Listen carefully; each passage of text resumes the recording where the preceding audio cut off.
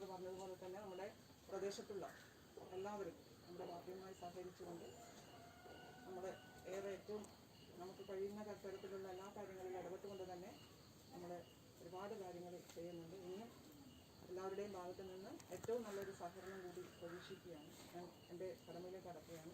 Agenda വായിക്കുകയാണ്. പതാക ഉയർത്തൽ കഴിഞ്ഞ് 2 സ്വാഗതം, ദീക്ഷ, 4 ഉദ്ഘാടനം, 5 അനുമോദനം, വ്യക്തിസാക്ഷി പ്രമേയം, അനുശോചന പ്രമേയം, റിപ്പോർട്ട് വരവ് ചെലവ്, ചർച്ച, മറുപടി, പുതിയ ബ്രാഞ്ച് സെക്രട്ടറി. അധ്യക്ഷൻ കഴിഞ്ഞിട്ട്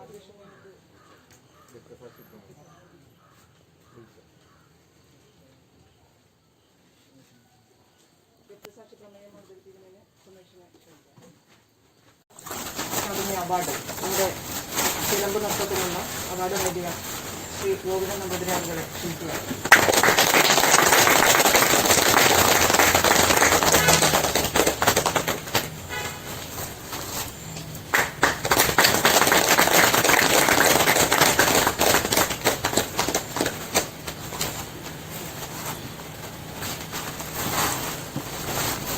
സംസ്ഥാന സർക്കാരിൻ്റെ 2019-20 വർഷത്തെ ഏറ്റവും നല്ല അംഗൻവാടി ഹെൽപ്പർക്കുള്ള നമുക്ക് എല്ലാവർക്കും എൻ്റെ വിനീതമായ നമസ്കാരം. ഞാൻ ഇവിടെ അടുത്ത് സ്വന്തന്മാരും മറ്റു സ്ഥലത്ത് താമസിക്കുന്ന സാധാരണക്കാരനായ അഭിപ്രായത്തിൻ്റെ വളരെ ലഭിക്കുന്ന ഒന്നാളെന്നാണ്. ഞാൻ അധ്വാനിച്ച് കഷ്ടപ്പെട്ടാൽ എല്ലാവരും പരിചിതമാണ്. ഈ ഭാഗത്ത് ഈ നാടൻ ഭാഗത്തുള്ളതായ ഞാൻ പറയുന്ന ഈ പണിയെടുത്തിട്ടുകൊണ്ടും അധ്വാനിച്ചിട്ടും ഇങ്ങനെ കാണുന്ന എല്ലാം ഇതിനെ കാണുന്നുണ്ട്. അപ്പോൾ ഞാൻ ചെറുതായിരിക്കുമ്പോൾ എൻ്റെ മനസ്സിനുള്ളൊരു ദൃഢനിശ്ചയമുണ്ട്, ഒരു നല്ലൊരു കലാകാരനാവാം. ഈ നെല്ലിക്കാട്ട് അറ ഇവിടെയെല്ലാം തെയ്യം മുതലായതെല്ലാം കാണുമ്പോൾ എനിക്ക് ചെറുതായിരിക്കുമ്പോൾ അത് എന്തോ അതായിട്ടൊരു കഥാമം പ്രാപിക്കുന്ന പോലെയുള്ള എനിക്ക് പെട്ടെന്നൊരു ആവേശമൊക്കെ ഉണ്ടാകും. അങ്ങനെ അതായിട്ടൊരു ചർച്ച തോന്നുന്നുണ്ട്. അങ്ങനെ അച്ഛൻ അധ്യാപകനായിരുന്നു. ഇവിടെ ഹൈസ്കൂൾ സ്കൂളിൽ ഹെഡ്മാസ്റ്ററായിട്ട് റിട്ടയർഡ് ചെയ്ത ഒരാളാണ്. അപ്പോൾ മരിച്ചുപോയി. അപ്പോൾ അച്ഛൻ എന്നെ ഏതെങ്കിലും ഒരു സർക്കാർ ജോലിയിലാക്കണമെന്ന് അച്ഛൻ അങ്ങനെ ശ്രമിച്ചു നോക്കി. പക്ഷേ എനിക്കതിലൊന്നും താല്പര്യമില്ല.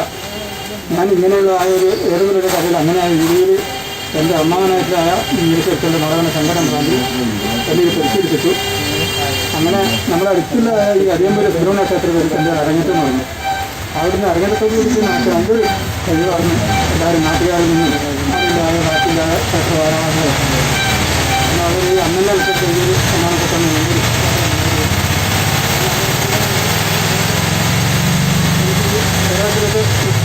ചെറുതരം ചില ക്ഷേത്രങ്ങളിൽ മാത്രമേ നമുക്ക് പ്രവേശനം പറ്റാണ്ടില്ല. ഭക്ഷണത്തിലൊക്കെ സ്വാഗതം.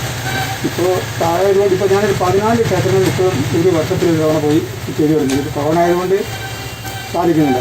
പിന്നെ സർക്കാരിൻ്റെ സോക്കൽ ടൂറിസം ഡിപ്പാർട്ട്മെൻറ്റ് എന്നാൽ ഈ കേരളത്തിലെ 14 ജില്ലകളിലും ഞാൻ പോയിട്ട് പരിപാടി അവതരിപ്പിച്ചിട്ടുണ്ട്. ഒന്നാമതായിട്ട് ഈ പണ്ടൊക്കെ കാലത്തിൽ ഈ തൊട്ടുകൂടായ്മ തേണ്ടിക്കൂടായ്മ മാറി നിൽക്കും ഇങ്ങനെയൊക്കെ പറഞ്ഞ് എനിക്ക് ചെറുതായിട്ടുള്ള ഇഷ്ടമല്ല. അങ്ങനെ ഈ ഒരു കല കൊണ്ട് സ്റ്റേജിൽ അവതരിപ്പിക്കുമ്പോൾ പല എർത്തുകൾ എന്നെക്കൊണ്ടുണ്ടായിരുന്നു. നീ നമ്മളെ ഇത് പറയും അതാ നിൻ്റെ പണ്ടുണ്ടായുണ്ട് ഇന്നൊരു പോയി എന്ന് നല്ല പറയിക്കുന്നുണ്ടായി. പക്ഷെ ഞാൻ അതൊന്നും വകവെച്ചില്ല. ഞാൻ അതിൻ്റെതായ ഈ ക്ഷേത്ര ചൈതന്യം നിലനിർത്തിക്ക് വേണ്ടി തന്നെ സ്റ്റേജിൻ്റെ മുകളിൽ അവതരിപ്പിക്കുന്ന ആദ്യമായി ചെയ്തത് ഞാനാണ്. എനിക്ക് ഈ തൊട്ടുകൂടായ്മ മനുഷ്യരെ അകറ്റി നിർത്തുമെന്ന് എനിക്ക് തീരെ ഇഷ്ടമല്ല. എല്ലാവരും സ്നേഹിതന്മാരും എല്ലാവരും അങ്ങനെ അവിടെ വെച്ച് സ്റ്റേജിൽ അപ്പോൾ പല ആൾക്കാർക്കും ഇത് കാണാതെ കണ്ട് ഉള്ള ആൾക്കാരുണ്ടായിരുന്നു. ഒരു തവണ കൽപ്പറ്റ ഗ്രീൻ ഗേറ്റ് ഹോട്ടലിൽ വെച്ചിട്ട് കുറേ വിദേശികൾ ഒരു 10-200 വിദേശികൾ ഇത് കാണാറുണ്ട്. അവരൊന്നും ഇത് കണ്ടില്ല മുമ്പ്.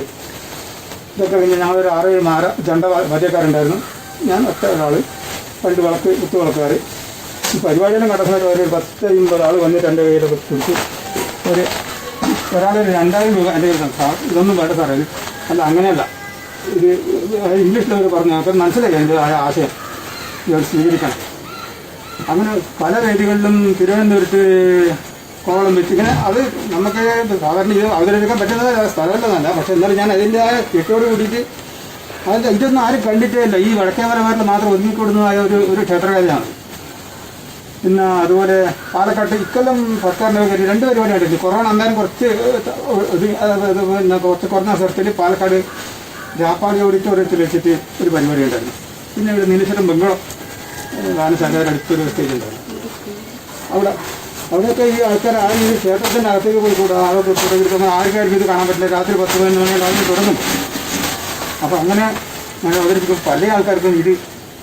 അത് മാത്രമല്ല, ഞാൻ ഒരു പഴയ ചിട്ടയിൽ ജീവിക്കുന്ന ഒരാളാണ്. അപ്പോൾ പഴയ സമ്പ്രദായത്തിൻ്റെ ഈ എൻ്റെ ഒരു പ്രകടനം കാണുമ്പോൾ ഈ പുതിയ തരത്തിലുള്ള ഇത് കാണുമ്പോൾ, പഴയത് കാണുമ്പോൾ ഇത് പ്രത്യേക എല്ലാവർക്കും ഒരു അത്ഭുതമായി തോന്നി. എന്തോ ദൈവം അതിനുള്ളതായ ആരോഗ്യത്തിലായി ആ പഴയ ചിട്ടയിൽ ജീവിക്കാൻ ഒരു വളരെ ലളിതമായിട്ട് ജീവിത രീതിയാണ് ഇപ്പോഴും നയിക്കുന്നത്. എനിക്ക് ഈ ആർഭാടകരമായിട്ടുള്ള ഒന്നിനും താല്പര്യമില്ല. അത് എൻ്റെ ഗുരുനാഥൻ്റെയും ഈ നാട്ടുകാരുടെയും നിങ്ങളെല്ലാവരുടെയും ഒരു അനുഗ്രഹവും പ്രാർത്ഥനയും ഉള്ളത് കൊണ്ടാണ് എനിക്ക് ഇത്രയധികം ആഴ്ചയോടുകൂടി ജീവിക്കാനും ഇത്രയും വേദികളിൽ സർക്കാർ തന്നെ തുണച്ചു. എല്ലാവരും ഇപ്പോൾ നമുക്ക് ഇവിടെ വെച്ചിരിക്കുന്ന ഒരു അനുമോദനം ചെയ്തു തന്നതിൽ എനിക്ക് എല്ലാവരോടും പ്രത്യേകം പറയേണ്ടതില്ല. ഇതിൽ നന്ദി, 1000 നന്ദി അർപ്പിക്കുന്നു. വേറെ ആർക്കും പറയാനില്ല. ഞാൻ